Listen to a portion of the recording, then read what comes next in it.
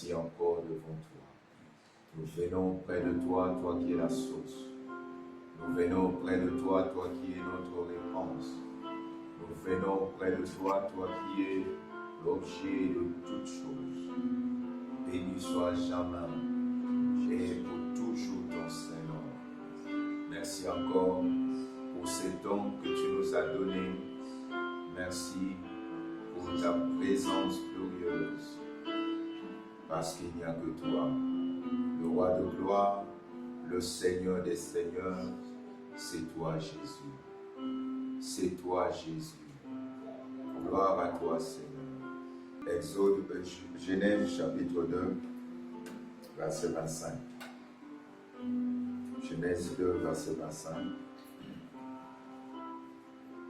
L'homme et sa femme étaient tous deux nus et sans éprouver aucune honte. L'homme et la femme étaient toutes deux nus et sans éprouver aucune honte. Seigneur, nous te rendons grâce. Prends ta parole et révèle-toi, car ta parole, c'est notre testament, c'est notre vie. Seigneur, nous voulons encore puiser dans notre testament ce qui nous concerne. Oh, merci Saint-Esprit de nous enseigner. Merci Saint-Esprit de te révéler. Au nom du Christ Jésus. Amen. Amen. Est-ce qu'on peut acclamer le roi?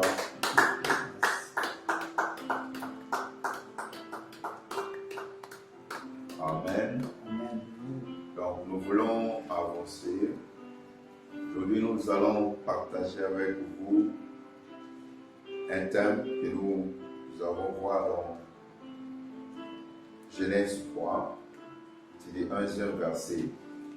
Lisons Genèse 3 qui nous dit: le serpent était le plus tortueux de tous les animaux des champs que l'Éternel Dieu avait fait. Il demanda à l'homme, il demanda à la femme: vraiment, Dieu vous a dit, là je suis dans la version Semeur, Dieu vous a dit de manger. Il commence par dire vraiment. Donc il veut amener le doute, et c'est ce qu'il fait toujours. Le diable fait toujours ça. Il veut toujours amener le doute, que tu doutes que tu es sauvé, que tu doutes que tu es enfant de Dieu, que tu doutes que tu peux avoir la solution, que tu doutes que la réponse est là, que tu doutes que Dieu est avec toi, que tu doutes que Dieu connaît cette affaire-là, que tu doutes que Dieu est en train de travailler en ta faveur, que tu doutes que Dieu a déjà travaillé pour tout ce que tu as besoin. Il travaille pour ça. Il dit vraiment, alors que Dieu avait déjà dit ça.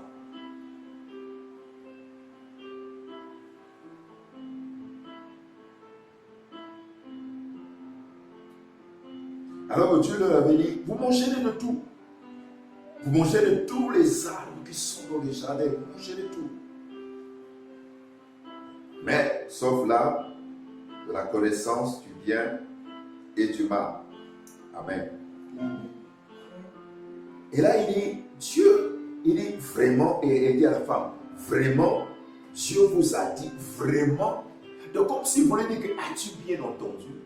Si tu avais lu quelque chose dans la parole, peut te dire que, est-ce que réellement c'est écrit? Est-ce que c'est écrit pour toi? Est-ce que c'est pour toi ça? Est-ce que, vous savez, il y a des choses qu'on n'a pas besoin de révélations. Il y a beaucoup de choses qui sont dans la Bible, on n'a pas besoin de chercher une révélation spéciale pour ça. Ce que Christ a fait pour nous, prends-le, accepte ça simplement. Tu n'as pas besoin de chercher non, ça veut dire que parfois, beaucoup de gens commettent des erreurs parce qu'ils cherchent trop de choses compliquées.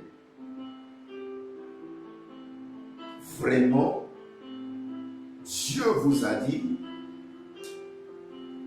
ne mangez du fruit d'aucun des arbres du jardin. Donc il mélange, mais il dit que vous n'allez pas manger les fruits, manger les légumes, mais pas les fruits. Est-ce que Dieu vous a dit ça? Et là, au verset 2, La femme répondit au serpent, nous mangeons des fruits des arbres du jardin. Verset 3. Excepté, à l'exception du fruit de l'arbre qui est au milieu du jardin. Dieu a dit de ne pas en manger et de ne pas y toucher, sinon nous mourrons. Sinon, là aussi la femme est rentrée dans le piège. On dit encore. Parce qu'au fait, c'est ça ce qu'il voulait. Il voulait entendre ça. Mais non, lui, il vient, il dit encore, alors le serpent dit à la femme. Et tout ce temps, il parle qu'à la femme parle. Il dit, pas du tout, c'est pas comme ça, tu n'as pas entendu, tu n'as pas compris. Voyez ça, tu n'as pas compris. Il dit, mais pas du tout, vous ne mourrez pas. Verset 5, seulement, je sais bien que le jour où vous en mangerez, vos yeux s'ouvriront et vous serez comme Dieu, choisissant vous-même entre le bien et le mal. Vous direz, Dieu vous a caché. Parce que le jour où vous mangerez, au fait, là, il dit un peu la vérité. Mais sauf qu'il ne dit pas ce qui est profond. Il dit ce qui est sublime, ce qui est en haut. Vous voyez? Mais il ne veut pas leur expliquer c'est quoi cet arbre-là. Il ne veut pas leur expliquer ça. Comprenez ça? Verset 6. Alors la femme vit. Maintenant, il tombe dans la convoitise. La femme vit que le fruit de l'arbre était bon à manger. Parce que ce fruit était quand même agréable à voir. Agréable aux yeux. Et qu'il était précieux pour ouvrir l'intelligence. Elle prit donc de son fruit, elle en mangea, elle donna aussi à son mari qui était avec elle, et il en mangea. Verset 7. Aussitôt les yeux de tous deux s'ouvrirent, et ils se rendirent compte qu'ils étaient nus. Alors ils se firent des pannes, écoutez bien, des pannes en cousant ensemble des feuilles de figuier. Voyez? Première chose, dès que cela arrive, ils constatent qu'ils étaient nus. Verset 8. Au moment de la brise du soir, ils entendirent l'Éternel Dieu parcourant le jardin. Alors l'homme et sa femme se cachaient de l'Éternel Dieu parmi les arbres du jardin. 9. Mais l'Éternel Dieu appela l'homme et lui demanda, où es-tu? 10. Celui-ci répondit, je t'ai entendu dans le jardin et j'ai eu peur, car je suis nu, alors je me suis caché. Dieu dit, verset 11, Dieu dit, qui t'a appris que tu es nu? Aurais-tu mangé du fruit de l'arbre dont je t'ai défendu de manger? Qui t'a appris que tu es nu? Ça, c'est notre thème. Qui t'a appris? Qui t'a dit que tu es nu? Qui t'a dit que tu manques? Qui t'a dit que tu ne peux rien? Qui t'a dit, après avoir vu, après que tu aies vu Christ crucifié, après que tu aies devenu enfant de Dieu, qui t'a appris? Jésus. Qui t'a appris que tu es incapable? Qui t'a appris que tu n'as rien, que tu pourras rien? Qui t'a appris? Il t'a appris comme on frappe là que tu es malade, que tu vas mourir de cette maladie. Il t'a appris que tu vas mourir de cette maladie. Qui t'a appris que tu vas mourir de la pauvreté. Qui t'a appris que tu mourras célibataire. qui t'a appris que tu mourras stérile, qui t'a appris que tu mourras dans la sécheresse, dans la famine, qui t'a appris que tu mourras tel que tu es là. Qui t'a appris ça? C'est ça. Qui t'a appris? Bien, d'autres versions disent que qui t'a révélé? Qui t'a révélé que tu es rien? Que tu mourras tel que tu vis. Qui t'a révélé ça? Qui t'a dit ça? C'est la question que Dieu a demandé à Adam et Ève. C'est la même question que je te pose. Toi qui es soucieux, toi qui te lamentes, et je pose ça de la même manière que Adam et Ève. Adam était le fils de Dieu et Ève. Et je pose aussi cette question à toi, fils, fille, fils ou fille de Dieu. Qui t'a révélé? Qui t'a appris? Je parle à un fils de Dieu ou fille de Dieu. Qui est fils de Dieu, fille de Dieu? C'est celui qui a l'esprit de Dieu. Romains 8 le dit. C'est celui qui a vu Christ crucifié, Christ enseveli, ressuscité. Il est fils de Dieu. Maintenant, peu importe de là que tu sors, peu importe de la famille que tu es sorti, peu importe de la vie que tu mènes, maintenant le problème qui t'a pris. Même si tu peux me regarder, tu es couché sur une lit d'hôpital, tu es couché chez toi à la maison et il y a des douleurs partout. Qui t'a pris? Qui t'a révélé ça? Même si c'est un professeur qui a plusieurs diplômes de médecine, ça veut rien dire. Qui t'a appris? Qui t'a appris? C'est la grande question. Qui t'a appris que tu es nu?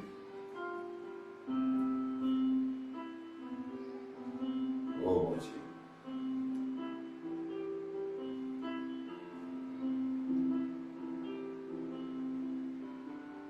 Donc après leur chute, après que l'homme et la femme ont désobéi,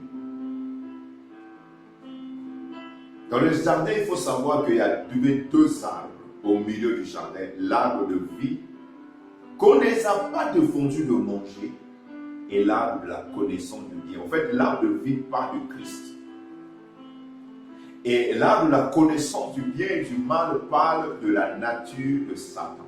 Vous comprenez ça? Ça parle de la nature de Satan. Et Dieu avait bien précisé, ne mange pas. Le jour où tu mangeras, tu mourras. Ça tombe bien. Dieu est bon, il nous a poussé à mener, à rentrer dans cette parole-là, après avoir passé l'œuvre achevée. On a vu dans l'œuvre achevée que tout homme était mort spirituel. Et la mort spirituelle est revenue à partir de lorsque Adam et Ève ont mangé cette nature-là.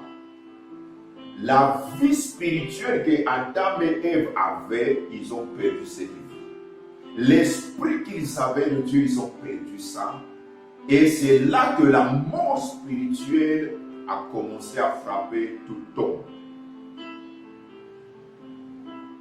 Dieu n'avait pas tort. Dieu avait dit, le jour où vous mangerez, vous mourrez. Ce n'était pas une mort physique. C'était la mort spirituelle. Vous comprenez? La mort spirituelle, ce n'est pas la mort physique. C'est à cause de ça que plusieurs meurent spirituellement, sont morts. Il faut d'abord recevoir Christ pour avoir la vie. Comprenez? Sans Christ, on n'a pas la vie. Parce que la vie est en Christ. Donc après cela, l'homme commence à expérimenter des choses. Au verset 9 et 10 de Genèse 3, verset 9 à 10, quand Dieu posa la question, Parce que l'homme avait l'habitude, l'homme le priait par Adam et Ève, le priait par miséricorde, c'était en communion. Et n'oubliez pas que Adam et Ève, lorsqu'ils sont créés, ils avaient la nature spirituelle en eux, la nature de Dieu en eux. Ils étaient ni encore hommes, ni encore ceci. Ils dominaient et tout ça. Ils n'ont pas connu de péché. Ils avaient la capacité d'entendre Dieu, de communiquer avec Dieu sans peur. Comprenez ça? Mais la première chose qu'ils ont constatée après qu'ils ont mangé l'arbre là, après qu'ils ont échangé leur nature avec la nature de Dieu, la nature de Satan, la nature que Dieu leur avait donnée et la nature de Satan, là-bas nous voyons dans le verset 10, ils disent, j'ai entendu, ça c'est lui second, ta voix dans le jardin et j'ai eu peur. Vous voyez, parce que je suis nu et je me suis caché. Donc, trois choses vont se produire là. La petite, j'ai eu peur. L'homme qui n'avait jamais peur de la présence de Dieu, Adam et Ève, ils n'avaient jamais peur de la présence de Dieu. Mais dès que la nature satanique arrive, dès qu'ils ont mangé des états, la première chose, c'est la peur. Vous voyez, les armes de l'ennemi commencent à agir. Les armes de l'ennemi commencent à opérer. L'homme dit carrément, première chose, j'ai eu peur. J'ai entendu. L'entendement a continué. L'homme continue à entendre Dieu venir. L'homme continue à entendre Dieu. Mais la nature déjà est rentrée. Donc, premier élément que Dieu, le diable a mis, a injecté dans leur vie, c'est quoi? La peur. Or, la peur est le contraire de la foi. La peur ou crainte, c'est le contraire de la foi. Amen. Deuxième chose qu'ils disent là-bas, j'ai eu peur. Pourquoi? La question qu'on pose, parce que je suis nu. Deuxième chose, je suis nu. Nous avons vu, on a lu avec vous, Genèse 2, 25, qui disait, l'homme et la femme étaient nus sans avoir son complexe, son crainte. Comprenez ça?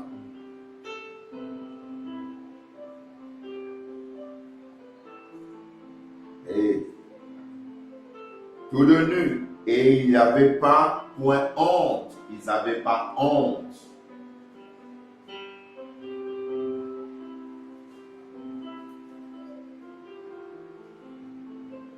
Comprenez?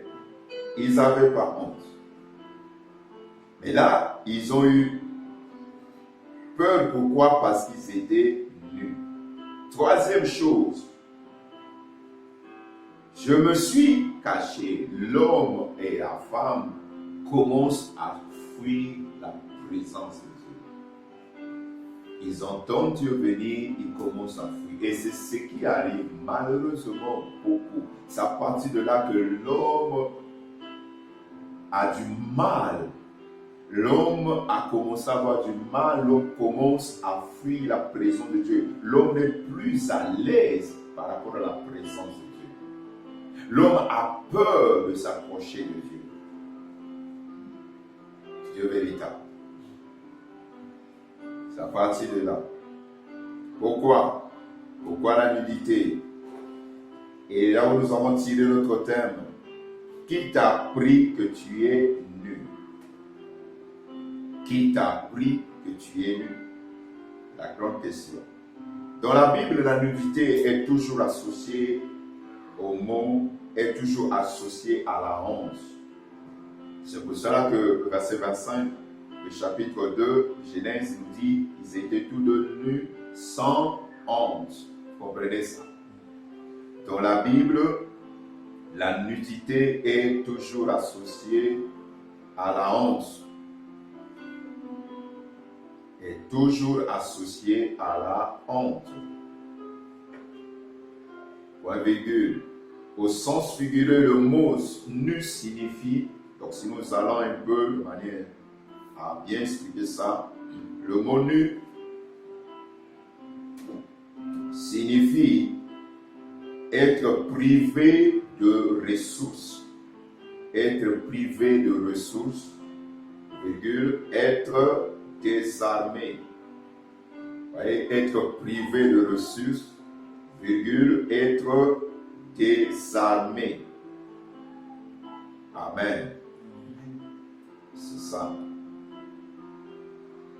Qui t'a appris que tu es nu. Qui t'a appris que tu ne seras pas guéri. Qui t'a appris que tu n'es pas délivré. Donc, l'homme, quand je dis l'homme, c'est la femme, hein, les deux, masculin et féminin. Donc,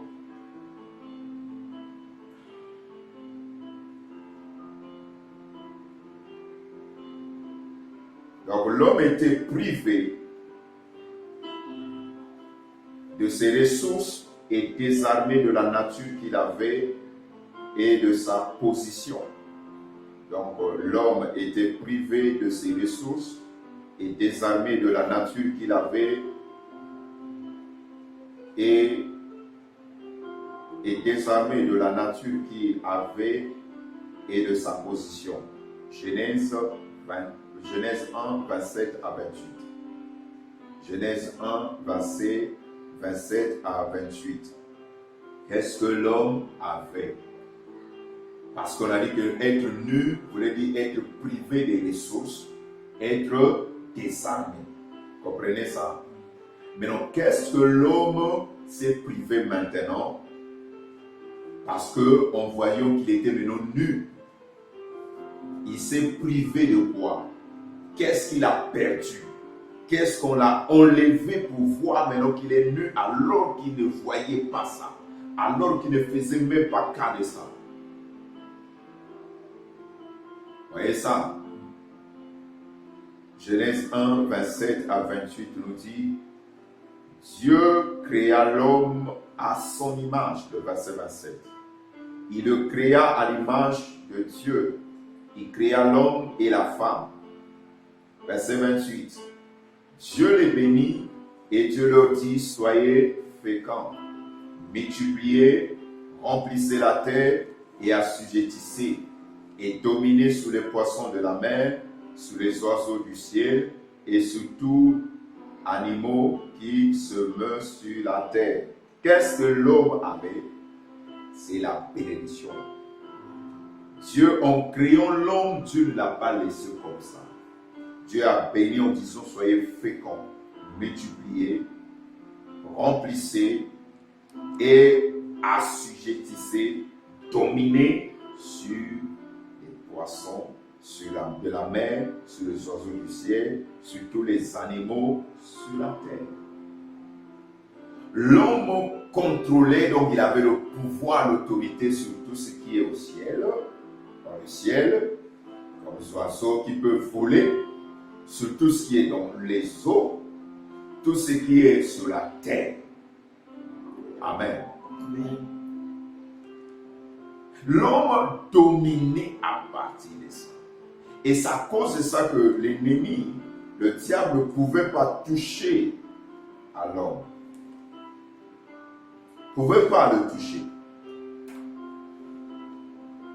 Mais lorsque l'homme prend, il sera privé de ça. Et l'humanité va continuer à avoir peur de Dieu, à s'approcher de Dieu. L'humanité va continuer à cela. Et jusqu'à ce jour, ce problème est toujours là. Comprenez? De même que l'Église sortie de l'Égypte arrive à la montagne de Sion, refusa d'écouter leur Rédempteur directement. De même que l'Église sortie de l'Égypte, donc du monde, arrive à la montagne de Sinaï, refusa d'écouter leur Rédempteur directement. Ils ont dit non, nous ne voulons pas écouter Dieu. Exode 20, 18 à 21. Exode 20, 18 à 21.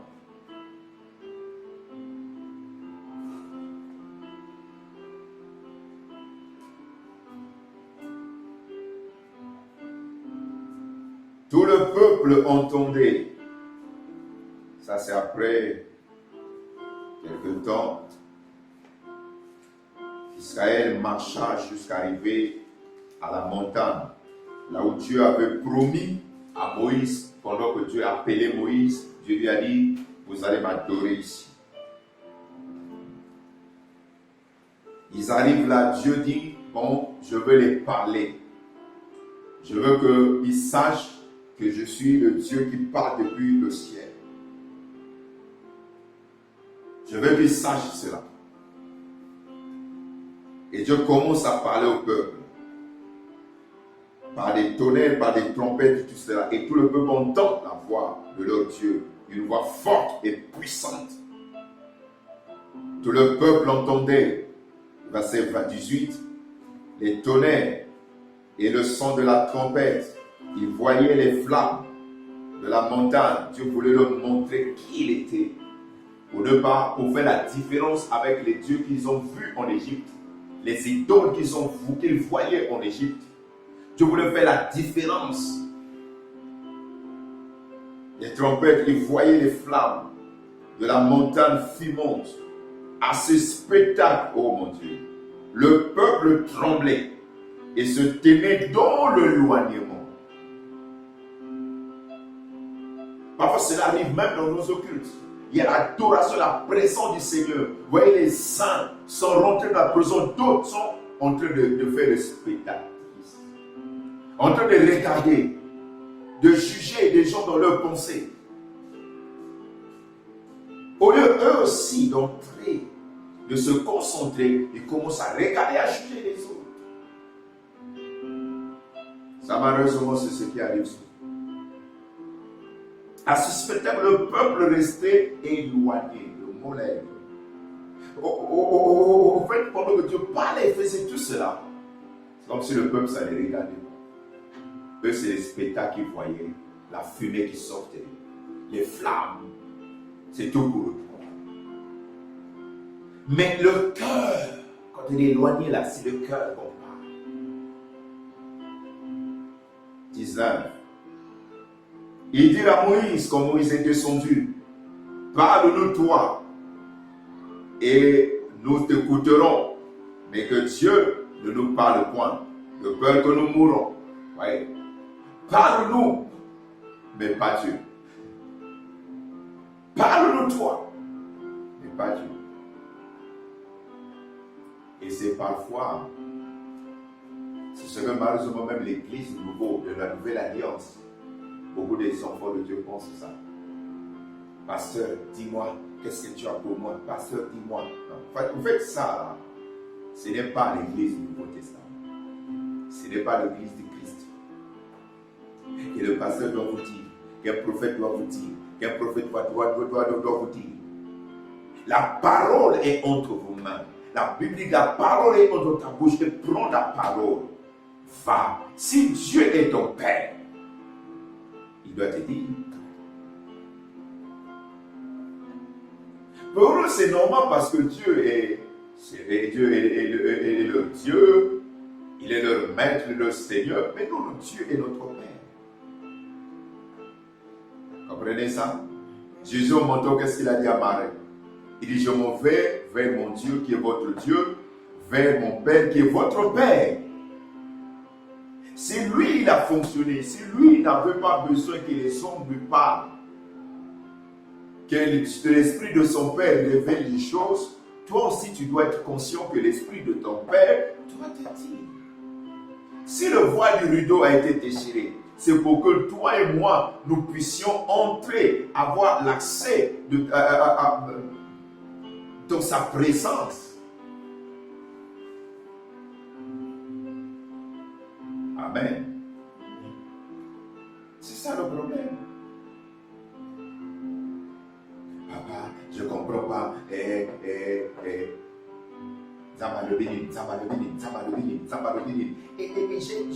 longtemps, je faisais ça. Et je cherchais. Dieu, qu'est-ce que tu as dit aussi? Mais après, c'est des personnes, vous allez voir qui ne grandissent pas toujours. Des personnes, vous allez voir qu'ils seront toujours là. Ils sont toujours autour de tourner autour de vous. Parce qu'ils sont toujours dans Zabalomini. Parce que ça veut dire normalement, ils savent, soit ils sont en train de fuir. Ils ne veulent pas faire ce que Dieu les a déjà dit. Il y a des choses souvent qu'ils ont déjà compris qu'ils doivent faire, mais ils ne veulent pas le faire.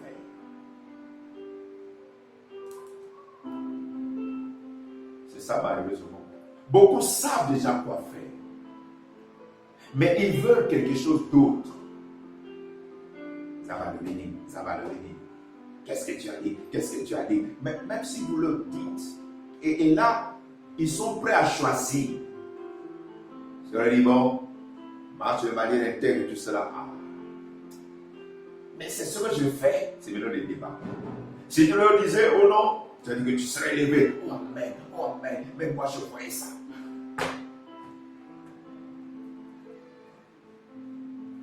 C'est ça malheureusement. On ne veut pas écouter Dieu. C'est dans ces livres que Dieu te parle. Ces livres, c'est le testament. Tout ce qui te concerne est déjà là. La prophétie qui est la plus parfaite se trouve là. Ce qui ne peut pas rater se trouve là. C'est à toi de faire confiance. Soit tu crois, soit tu ne crois pas. Il y a beaucoup de choses que nous avons fait, vous savez. Je ne vous ai pas dit que Dieu m'a dit. J'ai dit, je crois la parole de Dieu. Il y a des choses qu'on a vues, qu'on a expérimentées, pas parce que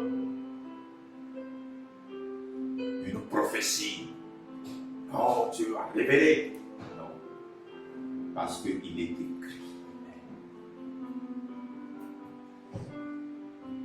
C'est ça.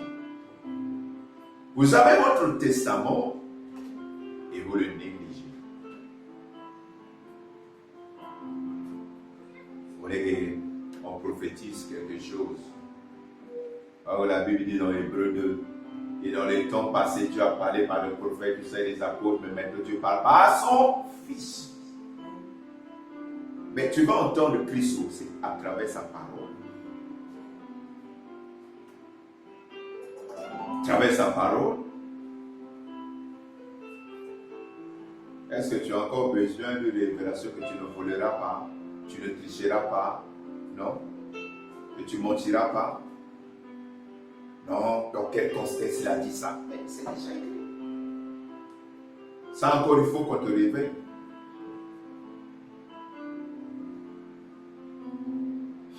De peur que nous mourons. Exode 20, verset 20. Moïse dit au peuple, ne vous effrayez pas. Oui, celui qui a la maîtrise, celui qui s'approche de Dieu. Comprends ça. Ce n'est pas parce qu'il est appelé, non. Celui qui s'approche. David n'était pas un sacrificateur. David n'était pas, mais son cœur, comme il s'approchait de Dieu, David, et c'est celui-là, le seul roi qui s'approchait, qui s'agenouillait en face de l'arche. Oui. Il a pu manger le pain qui est exposé, le pain, la nourriture des sacrificateurs. David a mangé cela. Moïse dit au peuple, ne vous effrayez pas, car c'est pour vous mettre à l'épreuve que Dieu est venu. Et c'est pour que vous ayez sa crainte devant les yeux, afin que vous ne péchiez point. Donc Dieu voulait montrer au peuple que moi, le grand Dieu là, je ne suis pas ici. Vous allez voir que comme ils ont refusé ça, plus tard, qu'est-ce qu'ils vont faire dans le chapitre 33? Ils vont faire le chapitre 32, ils vont faire un veau d'or. Les images qu'ils ont vues. Pourquoi? Alors que là-bas, ils n'ont pas vu Dieu dans une chose. Dieu parlait, le feu, tout ça. Alors, qui peut décider ça? Qui peut faire l'image là?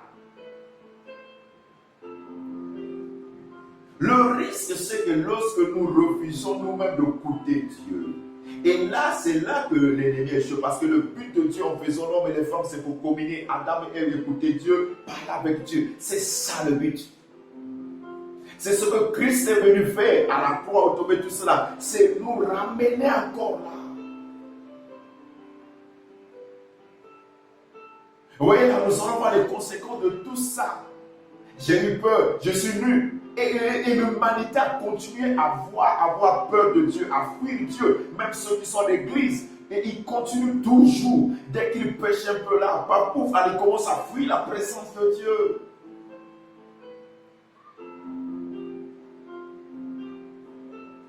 Cette affaire continue à s'opérer. Verset 21. Le peuple resta, malgré qu'il les avertit, il les a encouragés, mais le peuple restait dans l'éloignement. Mais Moïse s'approcha de la nuée où était Dieu. Alors, au lieu de voir Moïse est de la même nature que nous, Moïse n'était pas extraterrestre. Moïse est né d'une femme et d'un homme. C'est la sémence d'un homme qui a donné Moïse. Moïse s'approchait, eux, non. Nous ne voulons pas écouter Dieu. Non, pasteur, prie pour nous. Non, prie pour nous. Non, prie pour nous. L'Église est trop dans ces choses-là.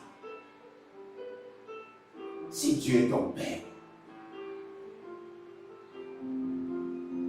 regardez quelqu'un qui a 3 enfants, je l'ai dit 10 enfants, mais 3, 4, 5 là, disent souvent à d'autres, quand ils ont des besoins, va demander à papa, et telle chose pour moi. Est-ce que c'est comme ça? Je pose la question. Tous les 10 doivent savoir que c'est leur père et ils ont accès à leur père. Chacun doit aller sur papa, demander ses besoins. Chacun doit aller sur papa. Mais nous voyons aujourd'hui, il a bien dit, nous sommes ses enfants. Le pasteur n'est pas le plus privilégié. Non. Non.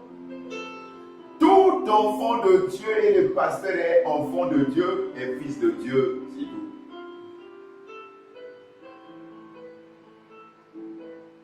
S'il a accès, toi aussi tu as accès.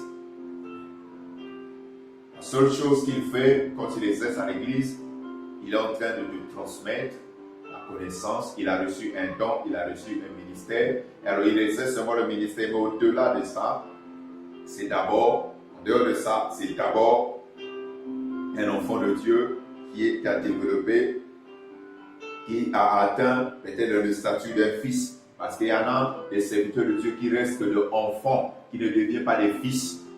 Vous comprenez ça? Parce que tous naissent enfants, mais après il faut devenir fils.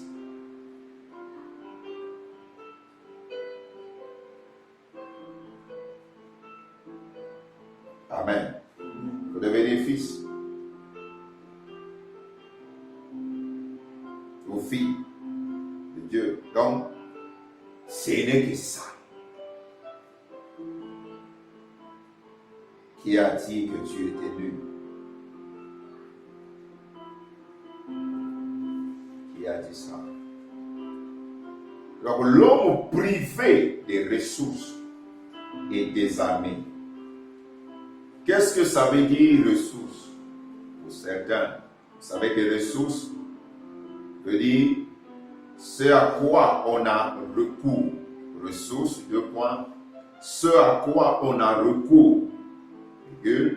Ce qui peut fournir un moyen de se tirer d'embarras. Ce qui peut fournir un moyen. Ce qui donne la capacité de sortir des problèmes, de sortir des situations. C'est ça les ressources.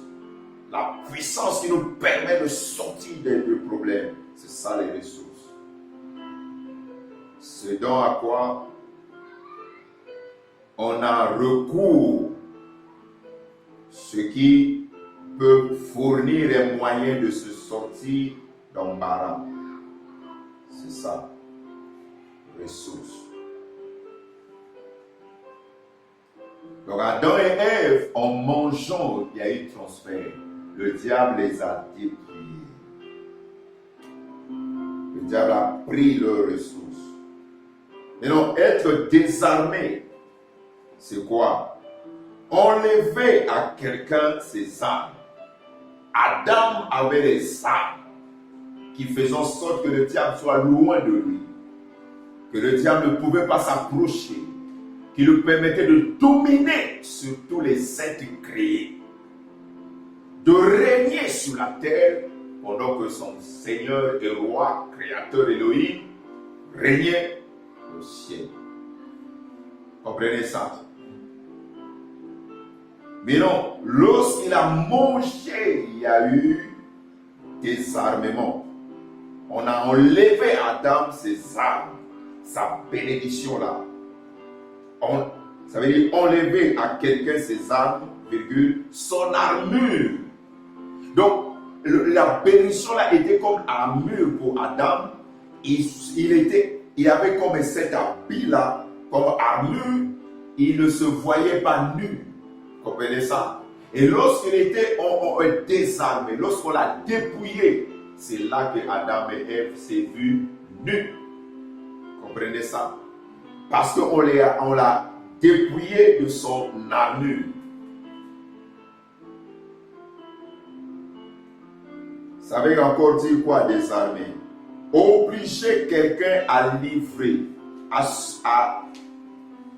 livrer. Obliger quelqu'un à se livrer, à rendre les armes qu'il a en sa possession. Obliger quelqu'un à livrer, virgule, à rendre les armes qu'il a en sa possession. Ouais. Mais Satan, le serpent l'a fait par ruse. Comprenez ça? En mangeant, il y a eu transfert. Il a pris l'autorité, la domination, le contrôle qu'avait Adam sur la terre et il lui a donné à Adam sa mort, sa nature. Et c'est pourquoi Jésus était venu pour régler cette affaire. Amen. Il y a eu transfert. Et l'humanité continue comme ça. Alors nous allons continuer à voir les conséquences. Quand l'Église qui est sortie de l'Égypte ont refusé eux-mêmes d'entendre Dieu directement. Et c'est à cause de ça. Quand quelqu'un est loin de l'Église, quand quelqu'un même à l'Église ne fait pas attention, ne participe pas au culte, son cœur est loin, il est là comme spectateur. Quand il rentre à la maison, il n'y a rien aussi. Quand il est face à la parole, il ne fait pas attention, il ne croit pas, il n'obéit pas, il ne veut pas prendre, manger cette parole, réfléchir sur la parole, il y a des conséquences. Comprenez ça? Exemple, Nombre 13, verset 27 à 33. Nous avons deux exemples aujourd'hui et nous allons terminer. Nombre 13, verset 27 à 28. Sinon, il faut lire tout le premier chapitre jusqu'à la fin et aller au chapitre 14 pour voir les conséquences. C'est quoi l'histoire? Israël est arrivé après une année et demie, presque 2 ans, à la frontière pour rentrer dans la terre promise, à Kadesh Barnea. Là maintenant, Dieu, Moïse est inspiré, il envoie, il choisit 12 chefs selon les familles, selon les tribus d'Israël. Il les envoie comme espions pour aller explorer le pays, espionner et venir faire le rapport pour connaître le pays les communs parce qu'aucun d'eux ne connaissait ce pays-là. Aucun d'eux n'avait mis pied là-bas. Ils voulaient un peu savoir ce que c'est ce pays, la position et tout. Ils ont vu déjà beaucoup de choses dans le désert. Maintenant, les 12 arrivent pour faire leur rapport à Moïse qui était leur autorité, leur pasteur. Je pourrais dire que ces 12 là sont comme les 12 diacres qui sont partis pour opérer. Ils sont venus maintenant faire le rapport au pasteur. Alors, les anciens aussi étaient là, tout ça. Verset 27, on nous dit, voici ce qu'ils racontèrent à Moïse. Nous sommes allés dans le pays où tu nous as envoyés. Bien. À la vérité, c'est un pays où coule le lait et le miel. Donc Dieu a dit vrai. Parce que Dieu leur a dit, je vous donnerai un pays qui coule le lait et le miel. Ça veut dire qu'il y a un pays qui est riche, un pays qui a des fruits, un pays qui a des... Parce qu'à leur époque, il n'y avait pas d'histoire de pétrole, tout ça. Ils ne connaissaient pas ça. Vous comprenez ça? Donc, il y avait dit qu'un pays, ils connaissaient l'agriculture et tout ça. Donc, quand on sème, ça produit facilement et tout et tout. Donc, l'eau, le miel et le lait là, on ne peut pas dire que là, ils avaient vu le lait couler comme ça. Non, le lait, sont les vaches qui produisent le lait. Vous comprenez ça? Donc, c'est simplement pour dire que c'est un pays riche. Ça veut dire qu'un pays qui est fertile, ça veut dire qu'un pays qui est béni. Amen. Ça, il faut comprendre ça. Parce que souvent les gens, elle est coule le lait de miel. Non. C'est simplement dans le sens figuré qu'ils ont dit. Dieu a dit ça. Ça veut dire qu'un pays riche, un pays béni. Et en voici les fruits. Vous voyez, Dieu dit, en voici les fruits. Pourquoi ils n'ont pas cueilli le lait? Ils avaient des fruits qu'ils ont montrés pour les gens, pour montrer que c'est un pays fertile parce qu'il y a des arbres fruitiers, on pagaille et il y a tout ça. Amen.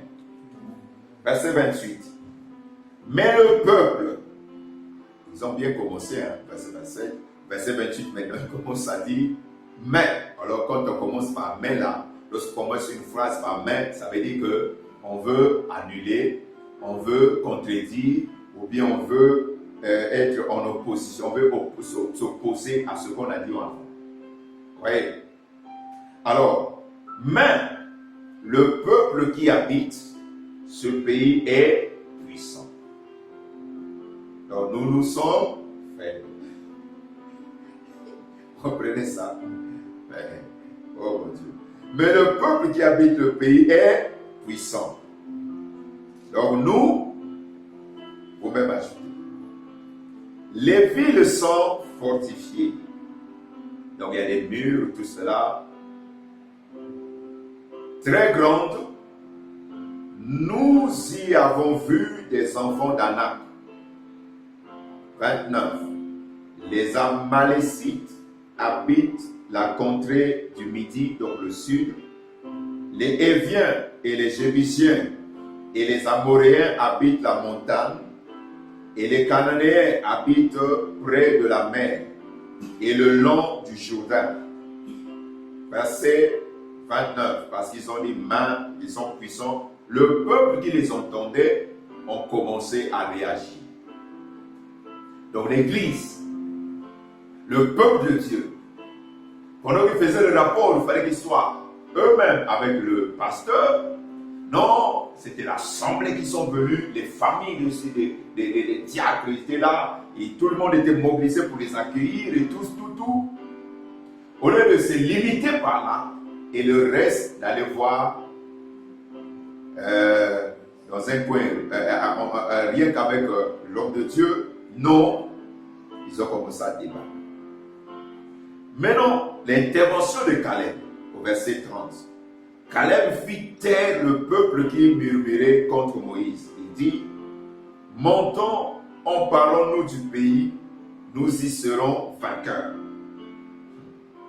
31. Mais les hommes qui étaient allés avec lui dirent, nous ne pouvons pas monter contre ce peuple, car il est plus fort que nous. Les diacres ont dit, nous on ne peut pas aller au combat spirituel. Nous on ne peut pas aller implanter là-bas. Il y a trop de sorciers. Il y a trop des hommes forts là-bas, on ne peut pas. Allez, le peuple. Verset 32. Et ils décrièrent devant les enfants d'Israël le pays qu'ils avaient exploré. Il dit, le pays que nous avions parcouru pour explorer ou espionner est un pays qui dévore l'Oélia Kabatonon. Or, ils ont vu des personnes là-bas. Est-ce qu'ils ont vu de morts, des cadavres par milliers là-bas? Ils ont été vivants. Qui dévorent ses habitants. Tous ceux que nous y avons vus sont des hommes d'une haute taille, très grande, des géants. Et nous y avons vu les géants, enfants d'Anak, de la race des géants. Nous étions à nos yeux, et à leurs yeux, comme des sauterelles. Avec ça, vous allez aller un peu comme eux-mêmes ont dit qu'ils étaient comme des sauterelles. Tu vois ta défaite parce que tu te vois comme ça. C'est à cause de ça parfois que le diable peut rester tranquille parce qu'il a déjà réussi à changer, à te montrer comment tu es. C'est-à-dire, déjà, la manière que tu vois ta vie, ne pense pas que Dieu fera le contraire.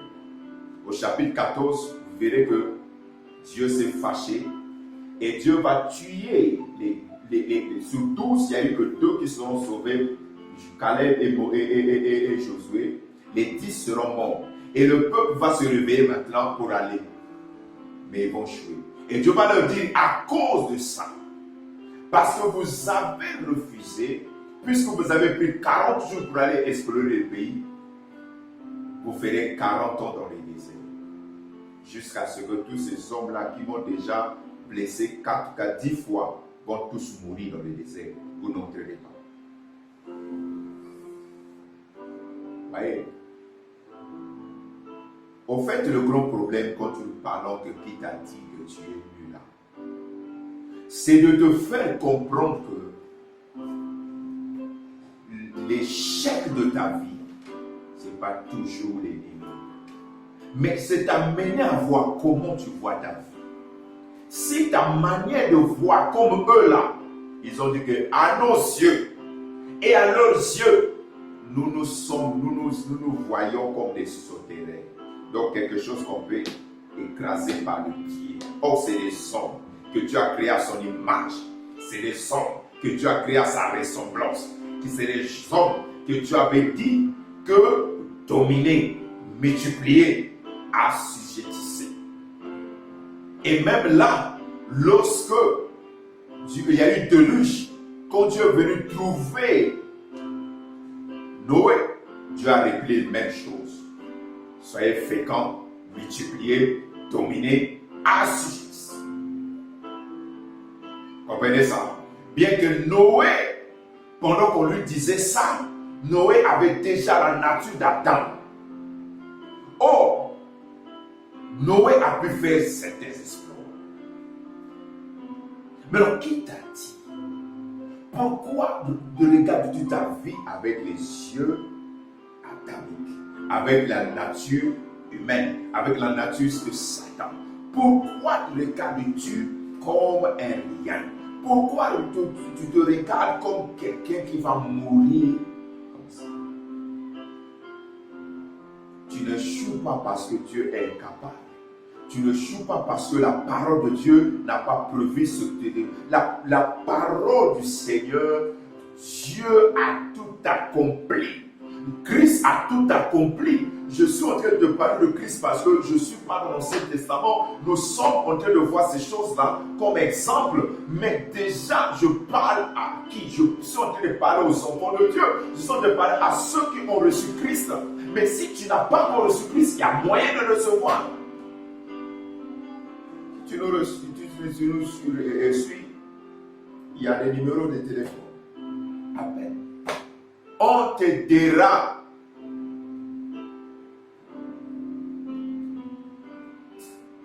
Christ est venu arranger, traiter cette affaire-là. Combien de personnes sont arrivées aux portes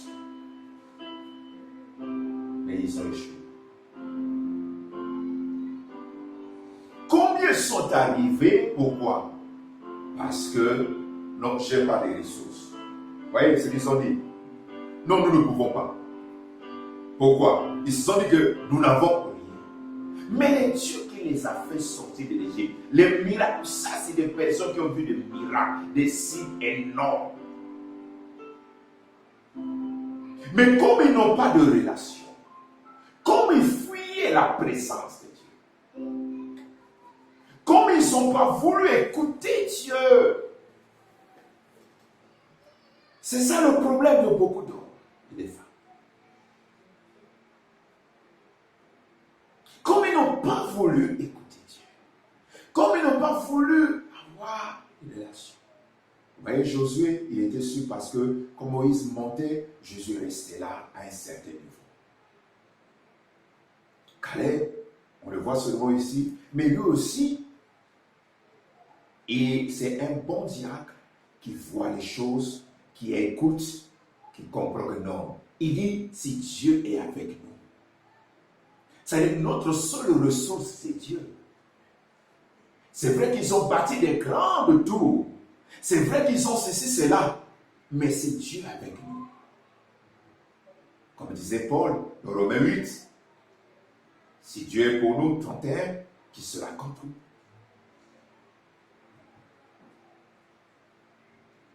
C'est ça. Beaucoup de gens n'arrivent pas à regarder Dieu dans leur vie comme ça. C'est toujours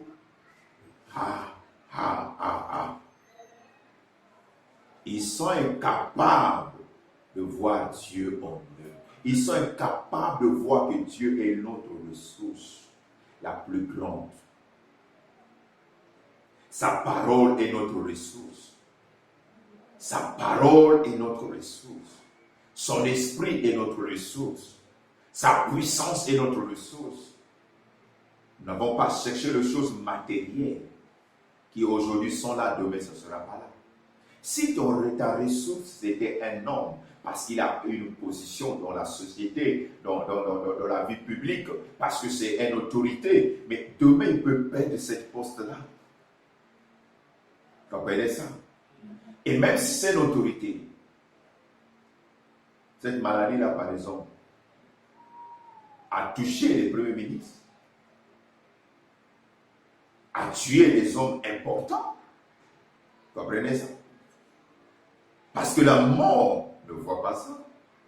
La mort ne voit pas vos grades généraux, ministres, présidents. La mort ne voit pas ça.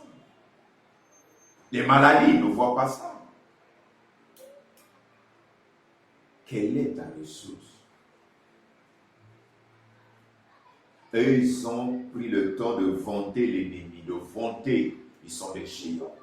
C'est ce que beaucoup des enfants de Dieu font. Si tu as Christ, il faut être comme David qui a vu Goliath. Tout le monde a dit que Goliath c'est un géant. C'est un homme fort. David a dit un incirconcis, un païen. David n'a pas vu un géant, un homme de guerre. Mais David a vu un incirconcis. Je pose la question. Comment est-ce que tu vois cette maladie? Comment est-ce que tu vois ta condition sociale? Est-ce que tu vois ça un géant? Tu vois ça, c'est un cas difficile? Quand tu le compares à ce que Christ a fait pour toi, c'est ça le problème.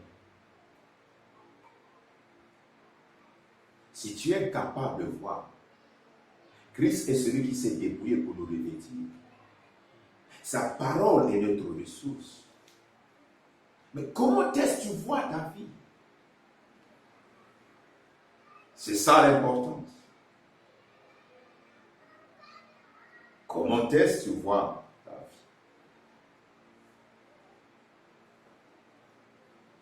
Comment tu vois ta vie?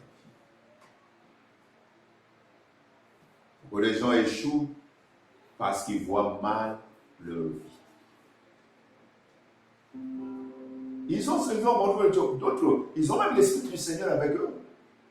Ils ne sont pas fachants, ils sont intercesseurs, ils sont même pasteurs. Ils sont diacres. Là, ce sont des diacres. Mais qui ont empêché l'Église d'entrer dans leur terre promise. De la même manière qu'aujourd'hui aussi, vous voyez même les enseignements. Non, les cas difficiles. Non, les malédictions héréditaires. Non, les malédictions chroniques.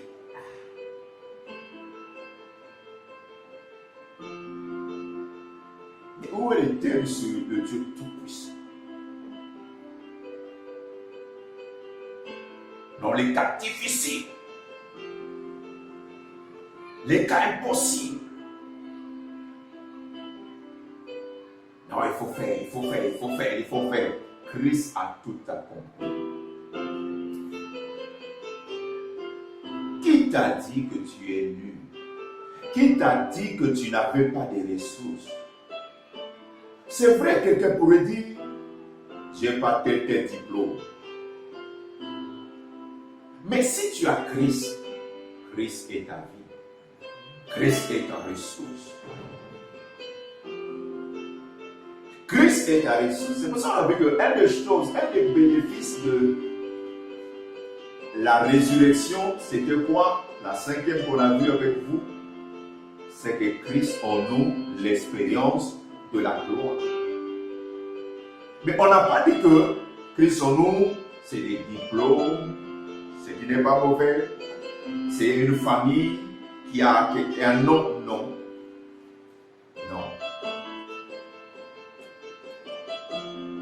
Christ est en toi. Et toi, tu te vois. Non. Aussi bagaté. Moi, ça ne marchera jamais. Moi, pour moi, c'est fini. Et tu es comme ça. Tu es encore à l'église. Quitte ce mot l'église. Laisse le mot.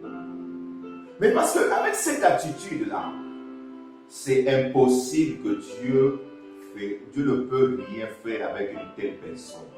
Dieu ne fait rien avec ça. C'est-à-dire qu'il faut changer l'attitude. Il ne faut pas penser que non, Dieu ne réagit pas comme un homme quand quelqu'un est comme ça, si sa grand-mère ou sa maman va me prendre la ligne. Non, Dieu ne sait pas ça. Nous recevons par la foi. Notre attitude, nous devons croire et faire en sorte que nous croyons, notre croyance doit être touchée, se manifester par notre foi, par notre attitude. Si notre attitude déjà est mauvaise, ça veut dire que nos pensées seront. C'est-à-dire les gens, la réaction des hommes agit par rapport à leur attitude. Comprenez ça? La réaction des gens agit par rapport à leur attitude. Et leur attitude dépend de ce que nous pensons de nous-mêmes. Si quelqu'un est jaloux de celui qui se marie, parce qu'en lui déjà une sorte de complexe, en lui déjà quelque chose qui se dit que non, moi je ne vais pas trouver quelqu'un. Pourquoi? Parce qu'en lui a déjà quelque chose de mauvais. Et c'est pour ça, celui qui a une bonne attitude, vous ne le verrez jamais en train de commencer à être jaloux de quelqu'un. Jamais. Parce que lui, il croit que moi, c'est pour moi, c'est ça. Parce qu'il sait, il ne croit même plus, il sait. Il a confiance en Dieu. Il est content pour les autres. Il ne peut pas être jaloux. Parce que lui, il sait que ce n'est que question du temps. Aujourd'hui, il n'y a rien. Demain, ça peut être rien. Mais après-demain, quelque chose est sur le point d'arriver. Une telle personne, vous ne le verrez pas jalouse. Une telle personne, vous ne le verrez pas déprimée en amawa, en avoir souci. C'est-à-dire, devant les gens, parfois, il veut faire semblant, mais quand il rentre chez elle, elle est toute triste. Elle est tout. Une telle personne, la Bible dit qu'une telle personne ne croit pas recevoir quelque chose de Dieu. Ne crois même pas que tu recevras quelque chose. Si tu reçois des choses, c'est que c'est le diable qui te l'a donné pour te tuer. Tu ne peux pas recevoir. Tu ne peux pas. Parce que la Bible est claire, Hébreux 11. Dieu, sans la foi, personne ne peut être agréable à Dieu. Sans la foi, il est impossible d'être agréable. Vous voyez? David a tué Goliath avant même de le tuer physique. David a dit, je vais te couper la tête. Où est l'épée? Avec ton propre épée. Aujourd'hui, je donnais ta tête au chien. Je couperai ta tête. Et c'est ce qu'il a fait. C'est ça la foi. Tu dois changer ta vie. Qui t'a dit que tu n'as pas de ressources? Si tu as Christ, si tu n'as pas Christ, oh là, tu as raison, tu es nul. Peu importe les véhicules, peu importe le nom de ta famille, si tu n'as pas Christ, tu es nul. Si tu as Christ, que personne ne te dise, refuse de croire que tu es nul. Refuse de croire. On t'a déjà expliqué qu'est-ce que ça veut dire. Ça veut dire être privé de ressources, être dépouillé, être désarmé. C'est ça ce que ça veut dire être nul. Si tu n'as pas Christ, oui, tu n'as pas de puissance. Oui, tu seras bouffé. Oui, tu dois avoir peur de Corona. Tu dois avoir peur des cancers, tu dois avoir peur des maladies, tout ça parce que tu n'as pas Christ. Tu dois avoir peur de l'échec, tu dois avoir peur de célibat, tu dois avoir peur de la pauvreté, tu dois avoir peur de telle chose parce que tu n'as pas Christ, c'est normal, tu es nul. Mais si tu as Christ, n'aie pas peur. Tu n'es pas nul. Tu as sa parole. Tu as son nom. Tu as son sang qui t'a purifié. Parce que tu as Christ. Tu as sa vie. Tu as la nature de Dieu. Dans la justice, qu'est-ce qu'on a dit? C'est la nature et la vie de Dieu qui arrive. Donc c'est comme vêtement. Quand nous sortons là, la nature et la vie de Dieu nous revêtit maintenant. Comprenez ça? Tu as Christ. Tu as. Et si tu n'as pas Christ, c'est normal, tu es bon. On va prendre le dernier exemple. Dieu dit à Gédéon, vaillant héros, vaillant guerrier. Eh mon Dieu. Voyez comment Dieu voit, comment Dieu aussi parle, comment Dieu voit et comment Dieu nous parle. Dieu dit à Gédéon, vaillant héros. Juge 6, versets 11 à 16. Puis vint un ange de l'Éternel et il s'assit sous le térabite d'Ophri qui appartenait à Joas de la famille d'Abiézer. Gédéon son fils battait du froment au pressoir pour le mettre à l'abri des Madianites dont il s'est caché. Le livre de Juge nous montre les dérapages, les péchés du peuple qui est rentré dans la terre promise, mais à tout moment, il rejetait Dieu, il commençait à servir les idoles et Dieu suscitait un dominateur. Au lieu qu'il domine, il commençait à être dominé, à être écrasé. Là, c'est les Madianites et leurs associés qui venaient chaque fois qu'Israël avait sémé, eux venaient voler, piller et partaient. Mais non, Gédéon était un fils par le premier, mais d'un homme qui s'appelait Joas. Alors, verset 12. L'ange de l'Éternel lui apparut et lui dit, l'Éternel est avec toi, voyons héros.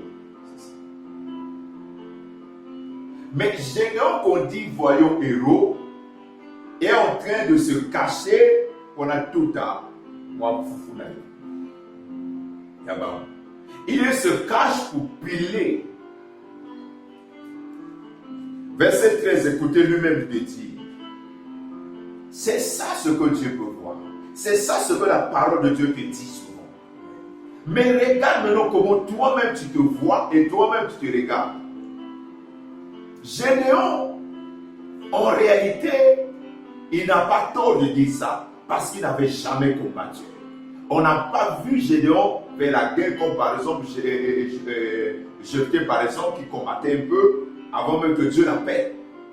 Comprenez ça? Avant même qu'il soit choisi comme juge.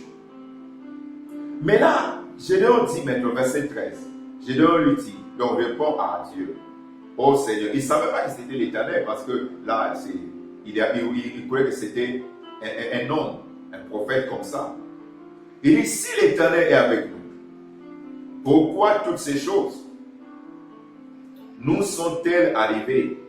Et où sont tous ces prodiges que nos pères nous racontaient quand ils disaient, l'Éternel ne nous a-t-il pas fait monter hors d'Égypte? Et maintenant l'Éternel nous a abandonnés et nous livre entre les mains des Madians. Vous voyez? Verset 14. L'Éternel se tourna vers lui et dit, lui voyait qu'un simple homme, va avec cette force que tu as et délivre Israël de la main de Madian. N'est-ce pas moi qui t'envoie? Mais quand tu dis va avec cette force-là, est-ce que Gédéon a vu quelque chose? Je vous pose la question. Est-ce que Gédéon a vu? Est-ce que Dieu lui a donné quelque chose? Mais il parle simplement. De la même manière que quand on te parle, quand la parole sort, si tu ne crois pas, qu'est-ce que Dieu va te faire?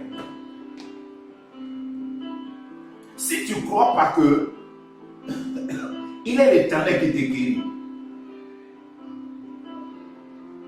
si tu ne crois pas,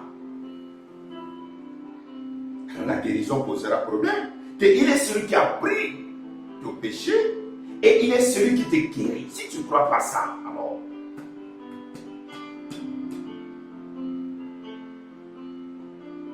qu'est-ce que Dieu va faire? Va avec cette force. Ce n'est que la parole. Rien dont Gédéon est changé, mais il a dit en venant, vaillant héros.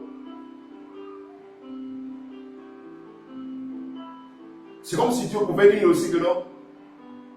Oh non. Homme très riche. Mais pendant qu'il te dit ça, peut-être tu loues, peut-être tu es dans un studio en un cas. Il peut venir te dire, homme riche et puissant. Parce que Dieu n'a pas besoin de venir te dire quelque chose pendant que tu as déjà fait des preuves, non? Pendant que tu es déjà riche, non? Non, je ne dis pas comme ça. Dans le son, vous n'avez pas lu de la poussière il prend, du fumier il tire et il fait de lui, il fait asseoir avec les grands de son peuple. Il n'a pas besoin de venir pendant que tu es déjà arrivé. Si ta parole te dit quelque chose, crois à ça. Crois à la parole, s'il te plaît. Crois à la parole. Ton problème, c'est que tu ne crois pas à la parole. Tu ne crois pas à la parole. 15. Gédéon dit à mon Seigneur, avec quoi? Donc, Gédéon voulait voir avec quoi? Nanini, ne logoni. Avec quoi délivrerai-je? Avec quoi délivrerai-je Israël? Voici ma famille est la plus pauvre en Manassé, et je suis le plus petit dans la maison de mon père. Avec quoi? Mais regardez même un paradoxe. Celui qui dit qu'il est le plus pauvre là, quand vous lisez le chapitre 7, est-ce que c'est le chapitre 7? Non, c'est le même chapitre. C'est le même chapitre. Lui qui dit qu'il est le plus pauvre. On va voir quelque chose là. Mais quand Dieu lui demande de détruire les idoles de sa maison, Gédéon va choisir parmi leurs serviteurs, donc leurs esclaves, 10 pour l'aider à faire ce travail. Vous voyez? Mais il dit, il est le plus pauvre. Quel pauvre? C'est à partir du verset 25, 26, on dit, tu bâtiras verset 25. Gédéon prit 10 hommes parmi ses serviteurs et fit ce que l'Éternel lui avait dit. Mais si le plus pauvre de l'arbre de Manassé peut posséder des esclaves, comprenez ça? Combien de fois toi qui es en Christ? Toi que Christ c'est appris ta pauvreté. Est-ce que beaucoup même croient à ça quand ils disent ça? Il y a des moments parfois quand le diable te dit, laisse-moi dire, quand il pense arrive que non, tu ne te marieras pas. Pose d'abord la question pourquoi. C'est là que tu sauras si c'est Dieu ou si ce n'est pas Dieu. Laissez un peu, je ne voulais pas aller jusqu'à 30. 30. Je vais dire quelque chose rapidement. Quand il y a des choses comme ça qui arrivent, parce que ça c'est la question que beaucoup se posent sur les jeunes filles, les jeunes filles. Pose-toi la question pourquoi. C'est dans la Bible, il y en a. Les femmes qui ne peuvent pas se marier, les femmes qui peuvent marier, Jacob, on a vu ça, Isaac. Pourquoi? Si on est en Christ. Parce qu'il y a des choses. Si on te dit la raison qui est claire, c'est que si tu changes ça, si c'est la famille, à cause de votre famille, si tu es en Christ, ça t'attend. Mais si c'est tes habitudes à toi-même, ça peut être un problème. Et si toi tu ne règles pas ces problèmes, c'est à cause de ces problèmes qu'on te dit que toi, tu ne maries pas. Ça ne veut pas dire que tu ne maries, tu ne peux pas avoir tout ça, parce que quelqu'un pour avancer jusqu'à prendre l'argent pour aller côté, ça sera difficile à cause de l'attitude. Mais si quelqu'un est capable, si les pensées qui te montrent là, l'esprit là, n'est pas capable de dire pourquoi, mais aussi, parfois ça peut être un mal de Dieu qui te dit ça, un esprit qui te dit parce que tu es poussé dans les mondes des eaux, dans ce il y a des mondes. Parce que si ça vient du monde des ténèbres, toi tu n'es plus dans le monde des ténèbres, tu fais partie du royaume de lumière. Comprenez ça? Mais et si c'est ça là, mais non, d'autres aussi ça arrive parce que eux-mêmes ont accepté, parce qu'il a vu que mon âge, il a vu que bon, notre famille, lui aussi dit que moi aussi c'est la même chose. Comprenez ça? Et là, qu'est-ce qu'il faut dire? Dieu a dit. Il n'est pas bon que l'homme soit seul. Si une femme aussi peut dire ça, donc il y a un homme qui est seul, qui était prévu pour moi. Comprenez ça? Si c'est un homme, il dit non, ça c'est faux. Parce que Dieu a dit. Si c'est la pauvreté, il est écrit que de riche qu'il était, il s'est fait pauvre pour moi. C'est ça. Mais parce qu'on ne peut pas faire comme ce que Jésus-Christ avait fait. Il est écrit, nous réfléchissons et nous acceptons. C'est ce qui est mauvais. Bon, on va lire rapidement. 16. L'Éternel lui dit, mais je serai avec toi et tu battras Mathieu comme un seul homme. Je serai avec toi. Cela suffit. De la même manière que si tu as Christ, il est avec toi. Cela est plus important. Le nom de Christ est plus important que ceux qui ont les noms des oncles, des papas, des maris, ministres ou présidents. Tout ça, c'est zéro. Tout ça, c'est zéro. Comprenez ça? Le nom de Christ est plus important. Christ doit être ton appui, ta forteresse, ton abri, ta haute retraite. Il a dit à Gédéon, moi-même je suis avec toi. Là encore, il veut te dire, qui t'a dit que tu es nu? Si tu as Christ, tu es nu. Qui t'a dit que tu ne peux pas? Christ est, le nom du Christ est ta ressource. La puissance du Christ est ta ressource. Le sang du Christ est ta ressource. Ce qu'il a fait à la croix est pour toi. Ce qu'il a fait au tombeau, ce jour de mort, est pour toi.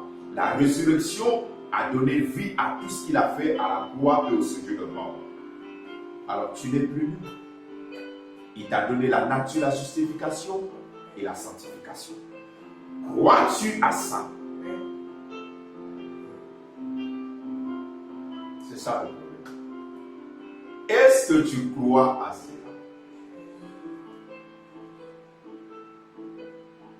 Donc, nous avons introduit, nous allons avancer.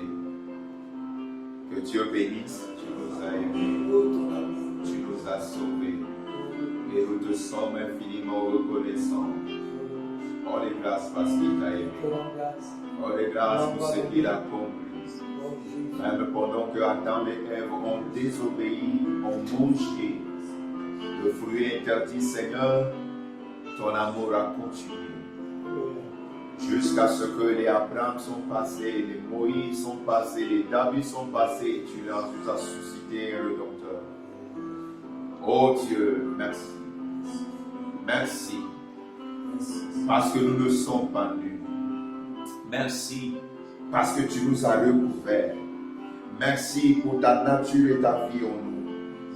Merci Seigneur. Merci Jésus. Parce que c'est par ton amour. Comme il est écrit, Dieu a tant aimé le monde, il a donné son Fils en unique. Saint-Esprit, aide-nous. Saint-Esprit, aide mon frère et ma soeur. Aide chacun à réaliser ce que tu as fait. À réaliser que nos ressources sont en toi, en Christ. Tout est en Christ. Que nous sommes cachés en toi, ô Seigneur. À réaliser ta vie. À réaliser ta nature en nous, à réaliser que nous ne sommes pas seuls, à réaliser que nous ne sommes pas nus, à refuser, à rejeter les paroles de l'ennemi, à rejeter les paroles de l'ennemi. Seigneur, nous venons à toi. Merci, parce que tu nous as couverts. Merci pour ce que tu as fait. Merci de changer notre mentalité. Merci de nous aider à nous voir autrement. Seigneur, ils ont manqué de Canaan parce qu'ils ont mal vu. Seigneur, aide-nous à se approcher à ta main comme ça fuit ta présence. Que nous restons toujours connectés à toi. Que nous puissions toujours nous connecter à toi. Aide-nous s'il te plaît. Car ton sang nous a revêtus. Ton sang nous a couverts. Ton sang nous a nettoyés. Ton sang nous a purifiés pour tous ceux qui t'ont reçu comme Seigneur et Sauveur. Aide-nous, Seigneur, à réaliser, Seigneur. Aide-nous, Seigneur. Merci, Père, pour ta parole. Merci Père pour ta parole. Nous ne sommes pas nus. Cette maladie ne tuera pas. Cette pauvreté, nous ne mourrons pas par cette pauvreté. Oh Dieu, cette situation finira. Parce que nous avons les ressources. Parce que nous avons les ressources. Parce que nous sommes armés en Christ. Parce que nous avons toutes les ressources en Christ. Seigneur, nous sommes riches en Christ. Nous sommes en bonne santé en Christ. Nous sommes sauvés en Christ. Car le mot sauvo, sozo, il y a tout dedans. Les bénédictions, la bonne santé, physique, morale et spirituelle, la joie, la paix, tout ça nous avons en Christ. Tout ça, c'est dans le royaume que nous avons cela. Merci Père de te révéler. Merci Père de te manifester. Parce qu'il n'y a que toi, notre secours et soutien. Nous t'aimons et nous t'adorons. Que le peuple dise Amen.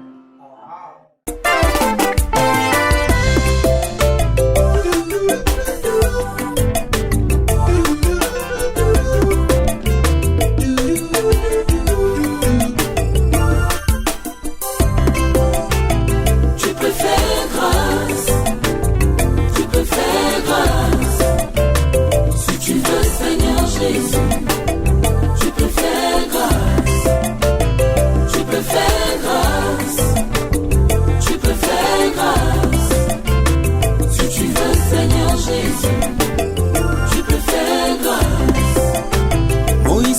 Seigneur, si je trouve grâce à tes yeux, montre-moi ta gloire, je désire ta gloire. Moïse dit, Seigneur,